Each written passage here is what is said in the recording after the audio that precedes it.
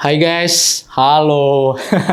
Jadi gue juga sebenarnya jengah juga ya ngebahas politik Jakarta lah yang kemarin kinerjanya 5 tahun belakang agak keteteran, terus ada yang mangkrak, ada yang stadionnya megah tapi nggak ngelihat sarana prasarana sekitar, ya kan? Ya gue juga pusing sih ngebahas gubernur itu satu sih. Cuman ya karena sekarang udah dipegang dengan gubernur yang mumpuni, yang memang bekerja dan menyayangi rakyat Jakarta, jadi ya apa salahnya sih? Gue bakal ngebahas tentang keunikan Jakarta.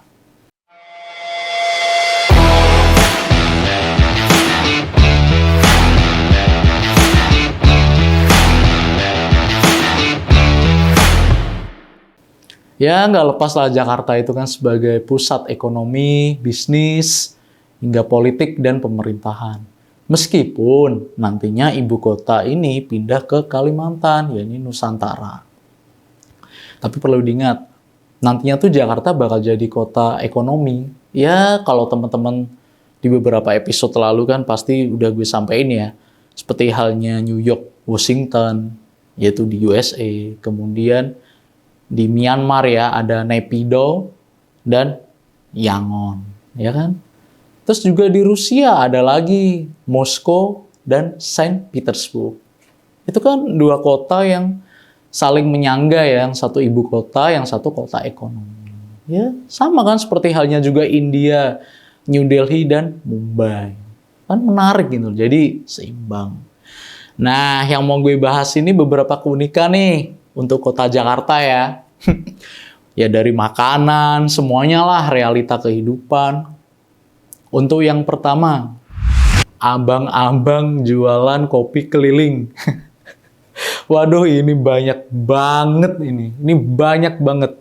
Mereka itu bertebaran. Pasti di mana? Di sekitaran perkantoran atau di sekitaran mall. Nah, lebih tepatnya kan kalau teman-teman sering lihat itu kan ada di Kota Tua, ya kan, untuk wisata. Kemudian ada di Bilangan Sudirman, ya kan. Kemudian di Kuningan, itu banyak banget. Karena banyak perkantoran ya, maksud gue ya. Banyak perkantoran. Itu banyak banget. Dari abang-abang yang jual beng-beng drink, ya kan. Ya kan? Pasti teman-teman juga tahu lah. Apalagi yang kerjanya daerah Kuningan nih kayak gue. Pasti tuh beli daripada beli kopi-kopi yang mahal, mendingan beli itu kan, goceng kan, ya kan? Ada beng-beng drink, ada coklatos, udah nih gue sebutin semua nih. Ada kapal api, ya kan? ABC susu, ya siapa tahu di endorse ya. Ya, termasuk cemilan, tahu nggak teman-teman tuh yang kacang itu kan? Kacang goreng sama jagung, keripik jagung, itu dia jualan tuh per piece-nya 1.000 nih. Nah, gue infoin seperti ini supaya teman-teman yang mungkin belum ke Jakarta, kan mikirnya, wah Jakarta mahal. Kata siapa? Orang kopi juga 5.000, ya kan? Itu pakai es loh. Ya. Karena gue tahu, ya gue kalau bekerja, misalkan nih gue makan ke bawah, pasti gue beli minumnya itu. Jadi tahu. Itu biasanya yang jual tuh orang-orang Madura, ada orang Jawa juga, ada orang Sunda. Ya banyak lah, bahkan Batak juga ada. Dan itu juga banyak tuh, bahkan di mall-mall juga banyak, sekitaran GI, PI, Kokas. Mereka banyak. Dan itu yang beli tuh dari kalangan bawah sampai atas. Maaf nih, dari bapak-bapak yang ngebawa sampah, itu juga beli. Terus bapak-bapak yang biasanya ngamen juga beli. Kemudian abang-abang ojol, ya kan? Kemudian karyawan kantor. Bahkan orang yang kadang elit pun juga kadang beli, meskipun dia lewat mobil pesen. Udah.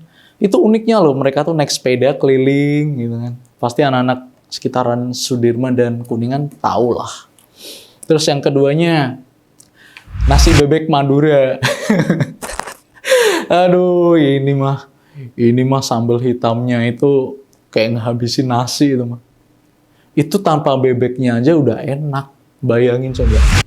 Teman-teman nih yang sekitaran ya yang nggak jauh lah dari Kuningan, Kemang, Sudirman kan pasti ada dong beberapa warung ya ngejual nasi bebek Madura. Sebenarnya kan nasi bebek itu kan asal mulanya itu dari Surabaya. Nah, kemudian berafiliasi lagi nih, ada di Semarang, ada di Jogja, ada di Bandung. Cuman kalau yang di sana itu kan bebek sambal lalap, ya kan? Nah, bumbu hitamnya tuh nggak ada. Ada pun juga di Madura itu bebek sinjai. Tapi orang Surabaya kalau mau makan bebek harus ke Madura. Karena yang di Surabaya itu kalau nggak salah bebek tugu ya. Karena gue pernah ke sana tuh diajakin bokap.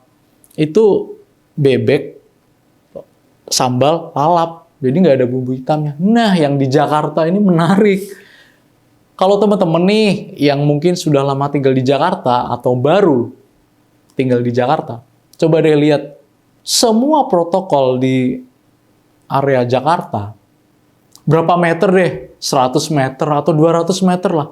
Pasti nemu tuh nasi bebek Madura. Bahkan di daerah Tebet pun juga banyak. Daerah Tebet, kemudian di daerah mana? Yang kesana lagi tuh, Kampung Melayu. Itu banyak. Berapa meter sih bebek? Banyak loh, ya kan? Itu baru nasi bebek Madura. Nah, yang ketiga, tahu bulat. Nah, ini nih. Sebenarnya godaan malam tuh bukan clubbing atau apa ya. Godaan malam tuh tahu bulat. Nah, di Jakarta itu unik. Karena tahu bulatnya itu kan menggunakan pick up ya. Ada yang menggunakan gerobak juga sih. Namun yang menggunakan pick up itu ada beberapa versi lagu loh. Ada yang suaranya orangnya beda. Ada yang suaranya anak kecil. Kenapa sih gue tahu? Iyalah. Gue kalau balik malam, misalkan ada lembur nih, kerjaan nih, balik dari Kuningan, Sudirman. Itu kan pasti ngelewatin kan. Itu dia biasanya jualan itu di atas jam 8 malam, di atas jam 9. Itu banyak banget. Dan banyak kok anak-anak yang pada pulang kerja atau enggak pada nongkrong ya di sekitaran situ beli. Itu enak loh sama sotong. Itu sebenarnya gorengan simpel tapi enggak yang terlalu berminyak, tahu bulat. Nah, yang keempat, kalau ini mah fenomena hidup. Kalau teman-teman nih di sekitaran simpangan ya, persimpangan gitu kan. Pas ada flyover, kan pasti kalian ngelihat dong dari bawah ya. Di Jakarta tuh unik guys. Setiap persimpangan itu mirip Benteng Takeshi, tau nggak? Serangan Benteng Takeshi itu mirip. Dan lucunya lagi, ketika traffic light itu baru kuning ke hijau ya, itu sudah jalan dan udah diklakson dong, ya nggak? Nah, karena ya warga Jakarta ini kan mengejar waktu ya, ingin cepat sampai ke rumah atau ingin cepat sampai ke kantor, dan sebenarnya hal itu wajar. Dan waktu itu juga sempet sih ada teman gue dari Makassar main ke Jakarta, dia juga heran, gila, ini lampu baru kuning udah diklakson ya, ya emang kayak gitu loh. Nah, tempat tuh tadi, terus kelimanya, sebenarnya ada hal yang menarik lagi sih dari kota Jakarta. Ya ini abang-abang yang ngejual jas hujan. Gue pernah tuh di beberapa kota nemuin kayaknya nggak ada ya. Jarang sih. Kalau di Jakarta lihat, sekali dia gerimis, dia baru gerimis. Itu kayak pasukan yang ngejual jas hujan tuh banyak loh. Yang jas hujan jenis pelonco itu kan, yang harga 10 ribuan. Itu banyak. Gue juga nggak tahu mereka tuh munculnya dari mana gitu loh. Ini kok tahu-tahu nongol gitu kan. Munculnya dari mana? Itu sekian detik loh, sekian detik dari hujan gerimis sudah muncul. Aduh. Nah, kemudian yang keenam, ada lagi nih yang menarik dari Jakarta. KRL. KRL. Kenapa sih menarik?